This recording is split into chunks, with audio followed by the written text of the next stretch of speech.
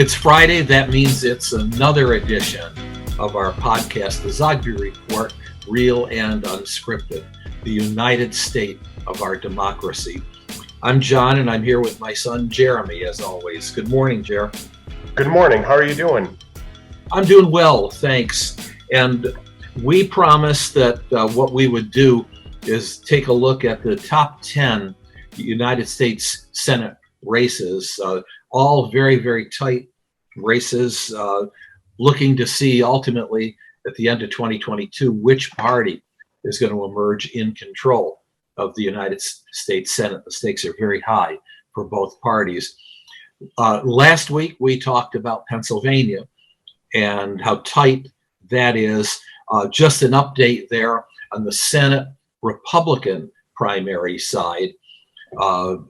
We have a brand new poll out by the Trafalgar Group, and Dr. Mehmet Oz, I guess now the front runner, is leading by double digits, 27% over his chief opponent, Dave McCormick, who's at 16, and then Carla Sands, who is at 15%.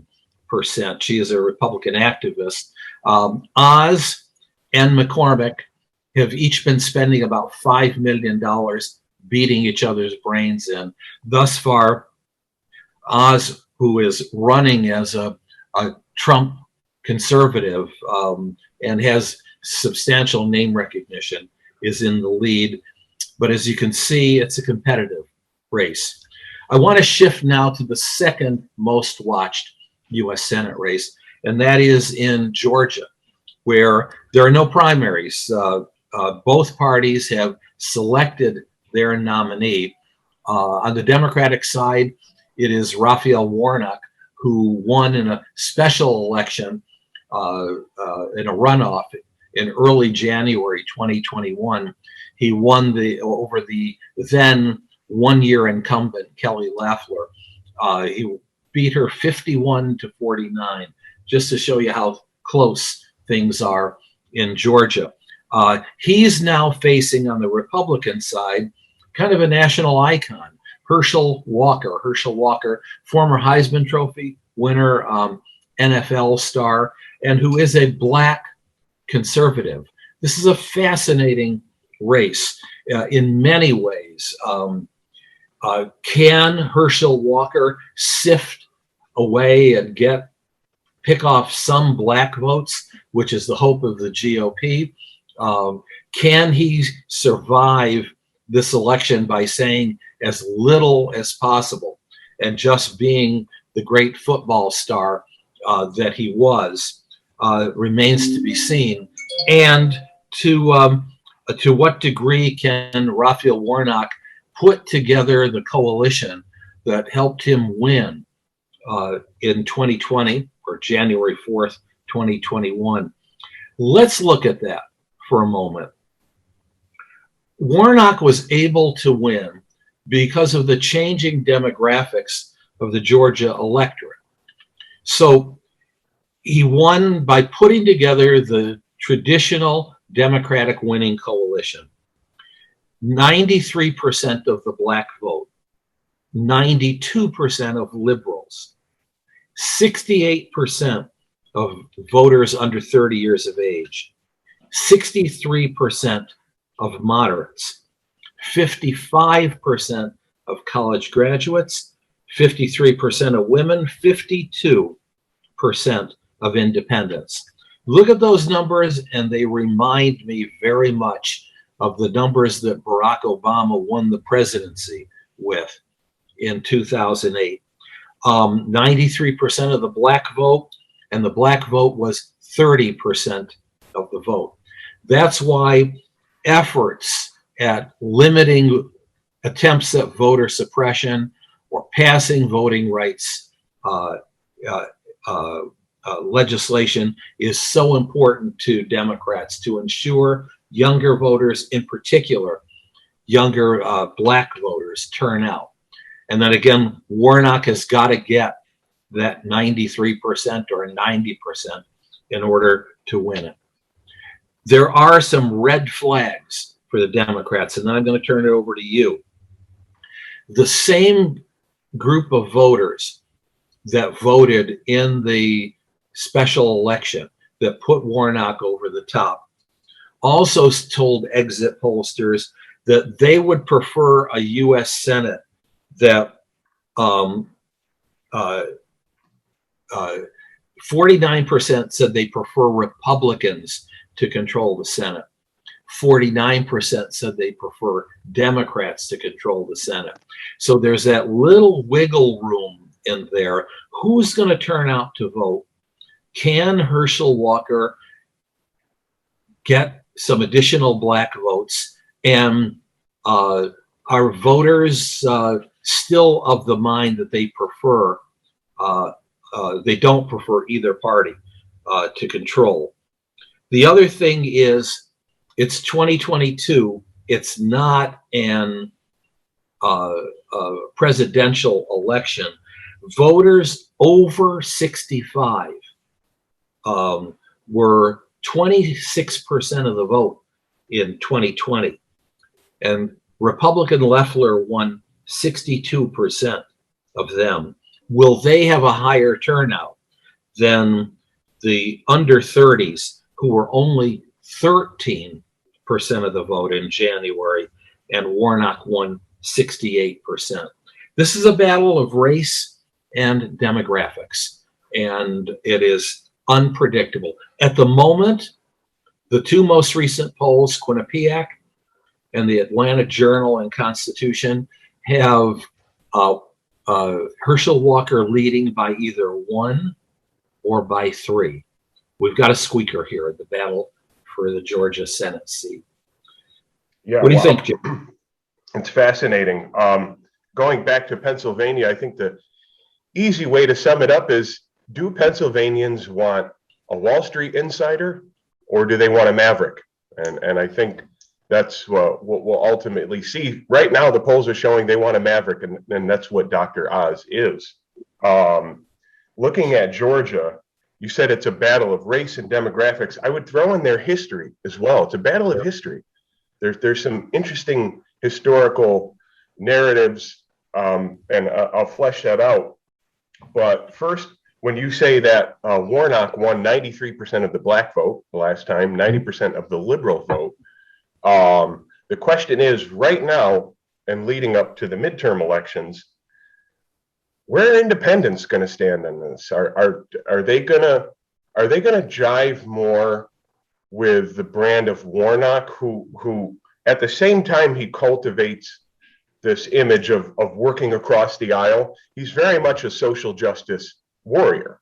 You know, you look at some of his advertisements, and the one on his website talks about back in the 90s in a grocery store, a boy was arrested. Well, that boy was him, and the unfairness of the system. And he comes, you know, right out talking about the unfairness of the criminal justice system, and how that plays out for minorities. And so that's a big part of his message. Are independents going to find that appealing, or are they going to go with this icon, Herschel Walker? I mean, you know, when I was a kid, Herschel Walker was like, you know, bigger than Bo Jackson. He did it all. He did everything, not only athletics and Olympics, but also a CEO, a civic-minded, charitable person. He's an icon for sure. But when you go deeper and you look at the political advertisements of both of these iconic figures, or these clashing figures, one cannot help but see that divide, that historic divide in the black community, the Booker T. Washington and the W.E.B. Du Bois. Now, Du Bois was an intellectual. He was the first black Harvard graduate in this nation's history, first PhD, black with a PhD in this nation's history. Warnock is not the intellectual, but it's the necessity and the boldness and the swiftness of government action. And that's why I put Warnock in that category of following in the tradition of Du Bois.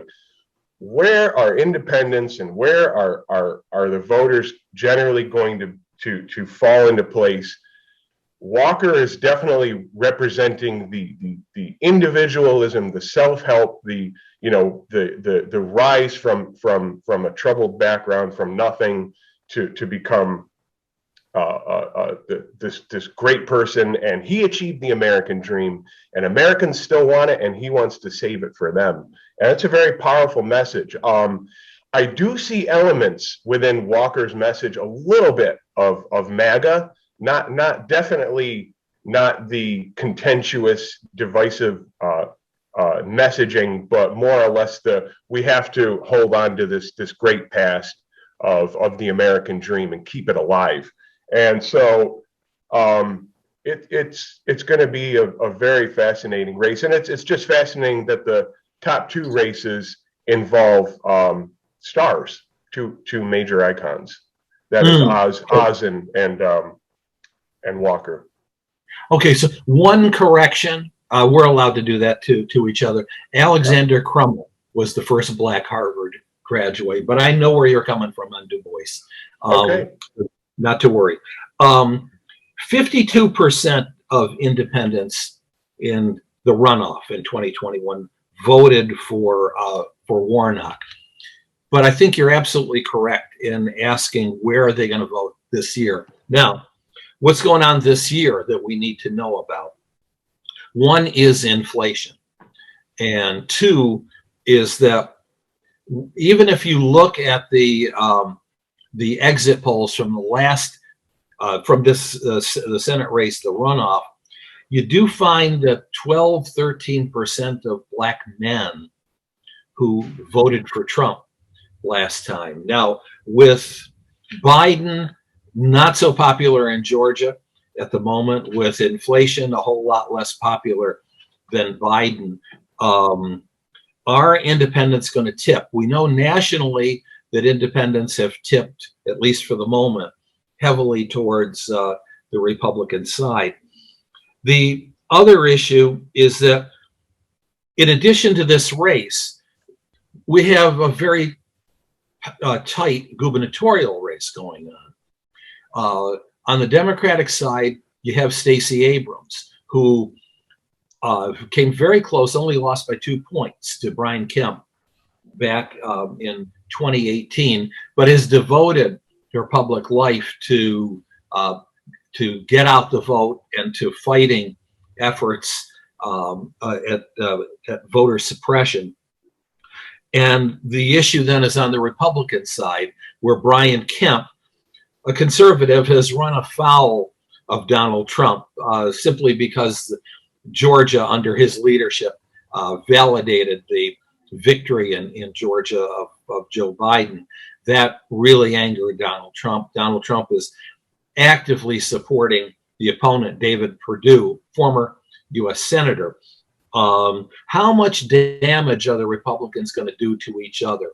And what kind of juice does Donald Trump still have among Republicans? So this is a race that not only has tremendous national implications, it also has national complications as well. There's a lot of variables here. Yeah, I mean, it's hard to see, and you can understand why that simple majority, that slight majority of independents in Georgia were feeling more secure with the Democrats. But as you alluded to, with what we've already seen in Virginia and in New Jersey, and with inflation coming to the very forefront of the headlines, and I mean, even more intense, almost by the day. You look at Drudge today, 61% of Americans living paycheck to paycheck. That number, 7.5% out there. So ever since those new numbers came out regarding the new inflation rate, it's going to be hard to see how independents can be riled up by a message that is by and large wrapped or cloaked with wokeism. Amidst what we have culturally, politically, economically, I don't see that wider appeal for the independents, and I maintain the stance that independents are looking a little bit more like or attracted to the Republican ground game strategy, which that is may very well be, and that's why I believe, and I understand what you're saying, but I believe this is going to be all about the base, and making sure that that black voters turn out, that the efforts at inducing black voters to vote for Herschel Walker, you're going to see an awful lot of negative advertising. Yeah. And a big effort to keep blacks united.